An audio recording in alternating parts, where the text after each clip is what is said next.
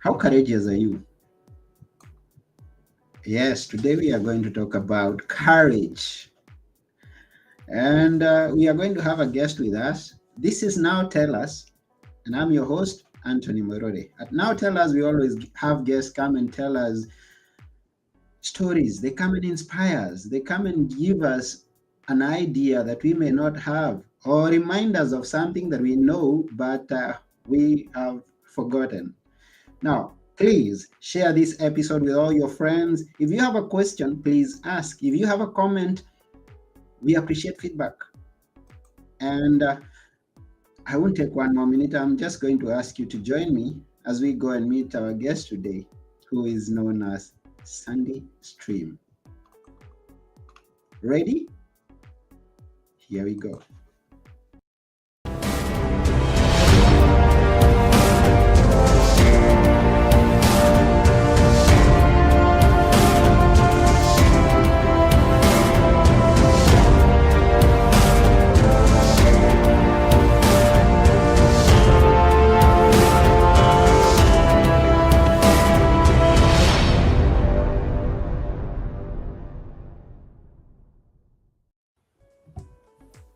Hello, Sandy.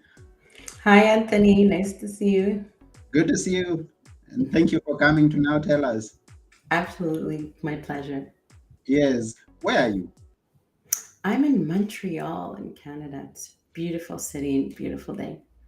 Oh wow, that's so wonderful. I have a friend from Canada. His name is Vasilis. Comes from Greece, where I am right now, and he tells me it's a beautiful place. It is, yeah. Yeah, the only thing that I have kind of freaked about it is the snow when it gets cold. Uh, yeah, some people adjust, some people never adjust to it. So it's different for everyone, but it could be difficult. There's some days that are very cold in the winter. Yeah. Yeah, So. is that where you were born? I was born actually Lebanese of Spanish origin, but I've been in Montreal most of my life. Oh, and how has Yeah. it been? How when you were growing up, when you were going to school, what's life been for you? Life was wonderful in many, many ways and challenging in many, many ways. I think most people live all kinds of difficulties of their own. So most people have probably joys and a lot of difficulties. And I'm definitely in that pack. One thing that I think I was very lucky to have is to learn many languages when I was young. And so I think that allows me just to have a bit more understanding and relatability with other people in general. But Mm, yeah, I mean, I lived, a life that was, regular in many ways, but also difficult in many ways. And I thought I had lived a lot of difficulties, but then I lived even more the past few years. With COVID, it got even harder. oh, And during that time, I decided to start to sit with myself a lot. And I mm-hmm, took a lot of notes. I call them my sanity notes. And then I turned them into a book, which I called The Courage Circle. mm-hmm, And then from there, now I facilitate circles yeah, in Montreal where we sit together and we meet and we discuss all kinds of deep topics, and we are honest and mm-hmm, we are respectful of each other during these conversations, which is a really rare thing from what I experience, for people to just sit together and be honest and open and respectful. yeah. That's such a beautiful book there. Oh, It thanks, Anthony. has truth and dare. Yeah. Yes, and I titled our episode "Stand Up for Yourself." So it's in line with the the Courage Circle. We are gonna dive into it. But then you mentioned that you spoke several languages. How many languages do you speak? Whoa, you're counting And yeah, like four plus two, somewhat, but 6 languages. well, two half, kind of not fully Two. fluent. Yeah. Okay, that's wonderful. And which are they? I'm curious. I love languages, and I'm curious. Which Mm. Which ones I speak? Yeah, the languages. So I speak French, Mm-hmm.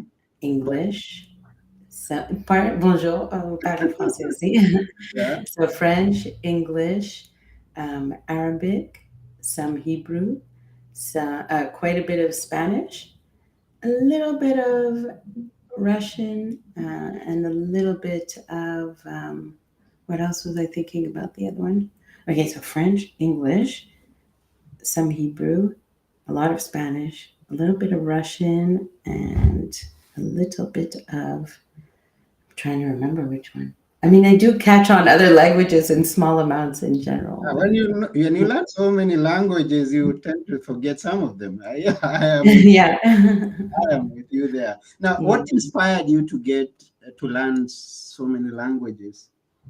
Oh, I was just, put in schools where I was exposed to it. And I think in general, once you speak a bit of languages, it's just easier to pick up other languages. Mm-hmm. So, being born in Lebanon, I had Arabic and French as languages. And then here I was put in schools with English and Hebrew and other languages. And then I learned Spanish just with life. And so, the more languages you have, I think the more your brain it makes it easier to learn other ones. You Yeah, know, I agree with just you. because it knows how to figure out the grammar may be easier. I don't know. I'm not an expert in languages, but that's The my only thing, experience. the only thing that I find a challenge is when I'm in a group of people who don't have a clue of another language that I put words into. I mean, I'm speaking one language and then I bring in words from another language, and the person is like, "What are you saying?" Right. So that's the challenge. Hmm. Now you put down notes and put it into a book to deal to do with on things to do with courage, and as we are saying about standing up for yourself. What were those times that you found yourself just with that need to stand up for yourself, to gain the courage? Maybe you could tell us which some of the situations. Maybe one. It's basically every single moment now.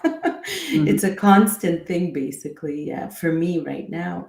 That to live a life where you're courageous, meaning that you are being yourself all the time, is Mm, not an easy thing to do in our world. So, when I talk about courage, it's not necessarily like jumping in front of a train or saving someone like that. It's really sometimes it might mean to, face your old pain. So it takes courage to face things instead of avoid or run away from old issues. So it could be mhm, that kind of courage. It could be the courage of setting boundaries with people in your life that do behaviors that are unacceptable for whatever reason to you or don't feel right. So it takes a ton of courage there because you might have some transformation to those relationships, or it might mean that you're going to have some times where you're alone, or after that. And then just in general, to being yourself in a world where there is such a constant people are constantly putting each other down, whether it's directly or subtly. Sometimes mhm. it's subtle tone of voice, but it's just a really constant thing that I feel is happening. And so to choose to remain and stand in your own feeling and in your own way, despite whatever might be happening around, is actually a courageous thing, I think, in general, to be able to do, to be honest and to express yourself. That's the kind of courage I'm talking about. Okay, and we love stories, so we at some point you are going to share with us some stories. Maybe not your own if you're not so comfortable. Maybe of some people that you could be having the.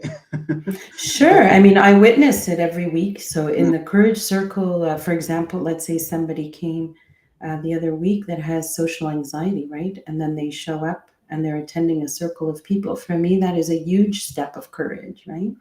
Or someone who's trying to look at their own mistakes or behaviors or whatever else, that takes a lot of courage as well. Or setting boundaries. There was a person who, it was the first time in their life. I think he's probably between 45 and 50, and it's the first time he had said no to his parents about something, anything they wanted him to come and do. I don't know what, and he said no, and that took a mhm. huge courage, I think, on on his end to do that. So Okay. those are the kind of stories where I'm kind of experiencing every week when we sit together and people are being honest and open. Okay. And you talk about the comfort zone being the uncomfortable zone. Can you expound on that, please?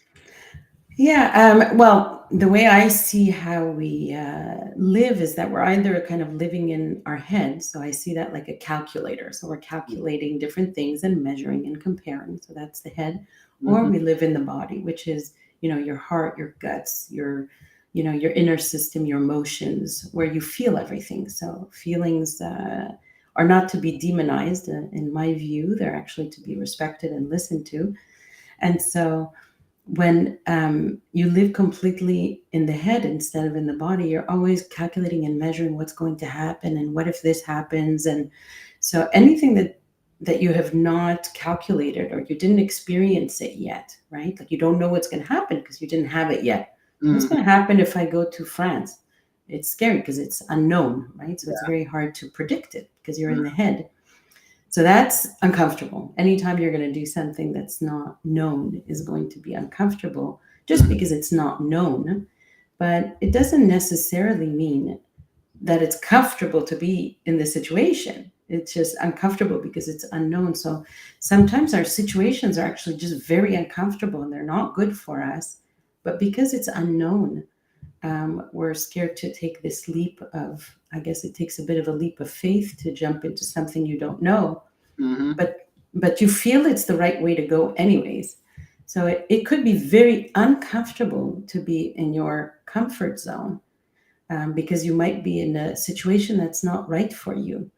It's just not something you've maybe are ready to jump into something else yet, or the courage it takes and it does to do something we don't know what's going to happen. Like, for example, me going on your podcast today live in many streams. I don't know what's going to happen. I don't know who's going to watch and listen and how it impacts and what it does, right? And so to live with that ability to go into the unknown when something feels right, right? So I feel right that I should do this today. And Mm-hmm. then I just let it go and see what happens without always predicting every single thing, right? So it's a different way of living, following what you feel you should do instead of always trying to predict everything, which is not possible. Yeah, it's not possible to predict what is going to happen tomorrow. Barely in 1 minute, we can't predict what's going to happen in 1 minute. Yeah, as little as 1 minute, we don't know what could happen. No, As we didn't see the pandemic coming some three we years. cannot. Yeah, we cannot control life. Yeah. We can just make choices ourselves. Mhm. Yeah. You talk about self-love. Self-love. Mm. Tell tell us about that.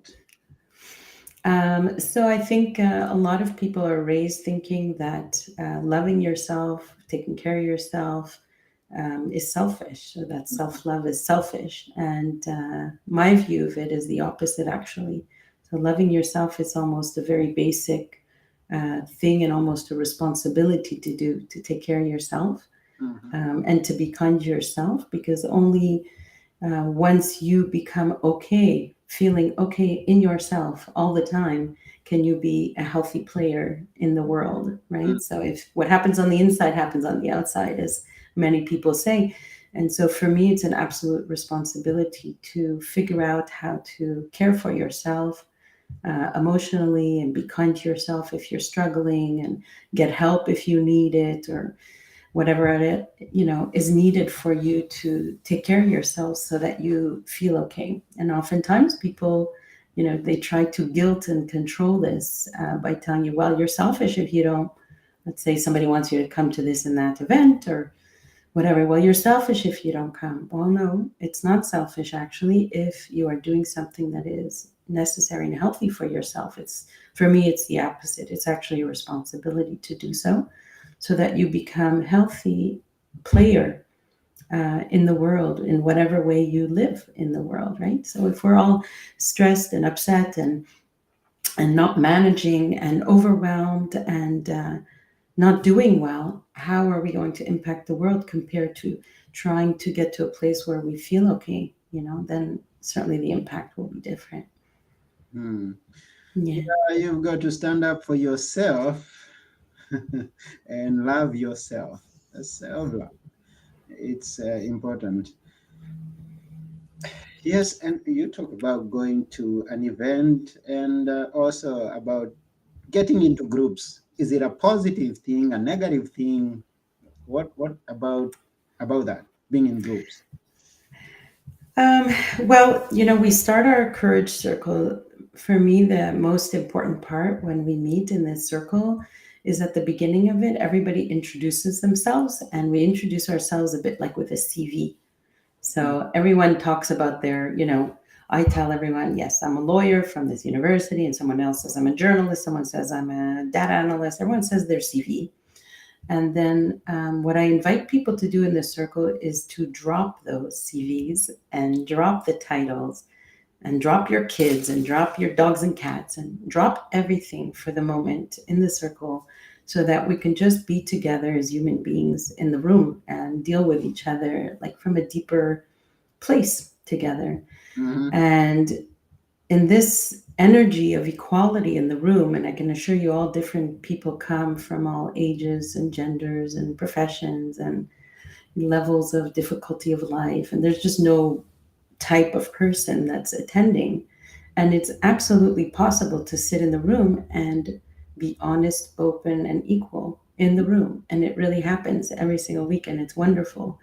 So for me, this idea of always trying to belong in a group, um, I'm not putting it down as something detrimental or not to do, but at the end of the day, if the being in a group serves, sometimes to help through experiences, right? Because you had similar experiences, let's say that's great. But if that means you're not in the other group or something, so if it leads to division and not realizing that this is a subcategory of the bigger category, which is humanity, mhm, then for me that's definitely not going to help our world. And this feeling of belonging, which I think a lot of people are looking for things to belong. I belong to this, and I belong to this mhm, family, community, country, whatever else they feel they belong to. I do think it's possible, and it is possible because I experience it. So it is possible to actually feel, not think, but feel that you belong in this world. And if you belong in this world because you're here, right? You actually belong. I mean, everybody belongs here because they're here, yeah. right? It's like saying, does a zebra belong? Well, of course, the zebra belongs. It's here. So it doesn't make sense to even ask the question almost. So if we arrive, at feeling ourselves completely in this world, that we are here and we belong here, we don't necessarily need to always think of attaching to groups or not groups because we feel we belong all the time, everywhere, because Mm, we're here, right? So yeah. it kind of makes sense.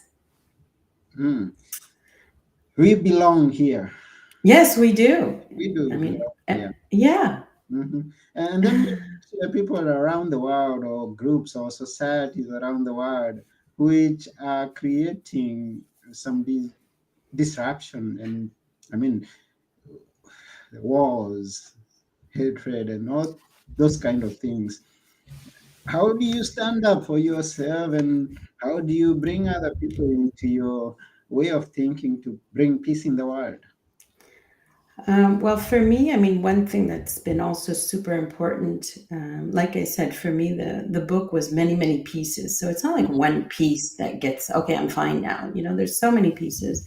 But another piece is learning what is accountability, meaning learning how you are responsible for what's happening, at least in part. There's a 1% responsibility for what happens, or in every situation, trying to find how you either took part of it or are playing a part of it, or what you can do, just always looking from that angle, right? So if we look at wars, for example, maybe we can realize that, maybe I'm participating in that war because I'm being nationalist also. Hmm. Maybe I'm perpetuating those ideas in some way, even if it's minor, we're still perpetuating a certain way. So for me, if people start to see how they're participating as opposed to trying to stop what others are doing, really realizing what you're doing in a situation, then you might act differently, and that is contagious, right? We impact other people by just the way that we are.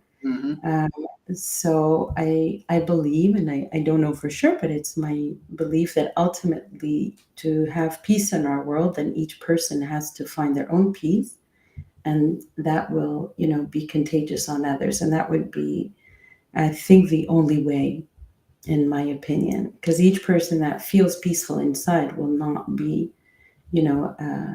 violent or aggressive with others. It doesn't mean we don't set boundaries, and it doesn't mean that we accept behavior. So being peaceful does not mean, I let anyone do anything to me. That's not what peaceful means. It means I'm at peace with what I do all the time because I feel right with what I'm doing or what I'm saying.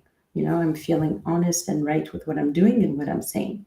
Yeah. So how do you want to stop a war? So each person needs to stop their inside conflict first, deal with your inner conflict. And then, there's a lot of people who are living this way, and it will spread, I hope, just like, fear spreads. Well, courage spreads too. Mm. Ah, It's also contagious. fear spreads and courage too. That's Yeah. wonderful. That's great. These circles that you facilitate, are they Yeah. just in person? Because I hear you talking when those people come into the room, or do you also have virtual version of it? It's so funny you say that, Anthony, because just today I was thinking maybe I should start to do virtual events. So if I do, will you join? Because I didn't do them yet. Okay, I'll be You looking. really? Okay. All right. You'll be the first person in my virtual circle. No, I haven't done them online yet because being in person is really very special. People have Yeah. eye contact and there's a whole energy in the room. So I didn't know if it's something that we can feel in an online platform. But I was thinking today, at least, maybe it wouldn't be the same type of circle, but it certainly could be a conversation place, right? So the circles they're more intimate and they're very special, and there's usually only like 15 people each time, and there's no phones, and there's a whole respect there, which I don't think we can capture in an online environment, but discussions are possible. So maybe I'll do that Yeah. just to Yeah. continue. They are two totally different things, but always it's good to experiment with things, and you never know what lies ahead. Okay, I'll go into my uncomfortable zone and Yes, try. you go into your uncomfort zone. You've been on your comfort zone for too long. Yes. Yeah, we will be looking forward to it. And then you talk about the tools to help you release negative thoughts. And first and foremost, those negative thoughts, which, I mean, maybe you could have mentioned them along the line, but then you could sum them up and then tell us the tools to deal with them. Well, it depends which kind of, I mean, thoughts is an interesting word. I don't know which ones people talk about. They bring them up in the group and we talk about which ones are happening, right? But a lot of times, other than curious thoughts, so curiosity is something else, but certain other type of thoughts, in my experience, often they're a way of avoiding feeling, right? Mm, So it's almost like an escape to go into thoughts instead of going into your actual feelings. mm, And people have a hard time going into their body and feeling their body because we've been kind of cut off from our bodies, and yeah. people are kind of living in the head instead. So sometimes thoughts are just a bit of an escape from truly feeling the truth. So the truth could be that you're feeling lonely or sad or in pain or angry. And so learning to go into the body, which is what, meditation is for, and yoga and Tai Chi and all the body things, anything that's body somatic, they call it shaking, dancing, everything else gets people more in touch with what's actually happening in the body. So that in of itself will, I don't want to say that's why break the thinking, but actually bring you into reality more as opposed to being in thoughts, which are not really in reality, right? The body is in reality more than thoughts are. So Mhm. learning to feel your emotions, learning to feel fully your pain or whatever else is happening, that can certainly help some of them. The other big thing that happens sometimes is that people have a lot of negative talk about themselves, right? And Yeah. that's often been, it comes from so many places, but the more we understand it and the more, sometimes, for example, let's say there's a real story of once I was walking to pick up my daughter and there was waiting to pick up my daughter from an activity. And I saw this girl and she was in a prom dress and she was sitting very hunched, her posture like this. And her mom was screaming at her, telling her, "You're such an idiot. You're such an idiot." I don't know why exactly. Maybe she forgot her shoes or who knows what. "You're an idiot." And I was just like really upset by hearing the level of, uh, demeaning language. And Mm, so I actually went next to the girl after the mom was like busy around. I walked by and I just said, "You're not an idiot." Like I whispered, "You're not an idiot." Like just so you mhm. know. Yeah. But imagine that girl, like, and so many people, right? You grow up with so many messages. You're only this, or you're only good if you achieve this title, or you're only good if that, and you're this, or like, so a lot of it gets internalized and you start to believe it because you think it's true because it's been said like so many times in your head. Mm, And so it takes, courage to say, no, I'm not going to challenge the truth of that thought. It's not actually true. It's just something I took from, maybe my parent was saying this all the time, or other people putting me down for whatever reason, and their tone and their voice and treating me like I'm somehow lower than them. It's a common problem. Um, so that's something each person has to learn to stand up to, almost stand up to that inner critic and say, no, it's not true. Because ultimately, again, if we go back to the body instead of the thinking stuff, the truth is in our heart space. mm, And I'm not saying this as a question of just being kind. It's literally physically in our heart space. And if we feel ourselves in the heart space, we can feel, our nature more, our essence, our goodness, whatever you want to call it. mhm, And so the more you feel yourself and you're like, no, I'm not, I'm just struggling. I'm not an idiot, or I'm just having a hard time, or no, I'm not stupid just because I didn't get that degree or this degree. I'm still a human being. So the more you feel yourself and you're kind to yourself and you feel your nature being good, um, then, those thoughts become, I hope for many people, less relevant in their existence, the more you come into the truth that's in the body. mm. Yeah. Beautiful. For those of you who may be joining us right now, we are with Sunday Stream talking about standing up for yourself. Sunday Stream has written a beautiful book known as The Courage Circle: How to Live in Truth and Dare. So stand up for yourself. And she runs circles, the courage circles, what she calls the courage circles. And we look forward to them reaching far and wide in the world. Apart from that challenge that we've given you on this show of starting an online platform, what else? What else is in the future? What else are you planning, or are you maybe already working on about the future? Well, I mean, I feel very motivated by this work, because I witness every single day, people talking to others and to themselves in a way that's really unacceptable to me to witness. Mm, And so I keep trying to think, okay, where do I speak more? So doing these podcasts I've started doing just to at least open up this conversation, mm, and the circles I'm doing, and maybe I'll do the online, and I don't know, but I guess I feel my role at this point, because of my experience, is to start to speak and share what I've learned, probably like you, right? I mean, you've also written books about certain things you've learned and you want to share with others. And so I think I'm in the same motivation. But how that will come out next, I don't know yet, Anthony. But I'm definitely going to call you for the online ones so you can help me get going if it's okay if I do that. that's okay. We can always hope in there and encourage others to be courageous. Yes, exactly. Yeah, and just in case someone listening or watching would be interested in reaching you, how do they do that? So I have a website called the Courage Circle. Join the meetup, or if you come to Montreal to visit, you can come and join the meetup that we have every week at the yoga studio, or you can look about my book, or you can just contact me, say hello. It will be a pleasure. Okay, so go to www.thecouragecircle.com. Yep. It's and yeah, that's about it for today. But before we go, we always like Oh, asking our guests to leave us with a few words that we can always remember. And this is your time, Sandy. to always remember what Mhm. people should remember, Yeah, I would say remember to trust yourself. Trust yourself.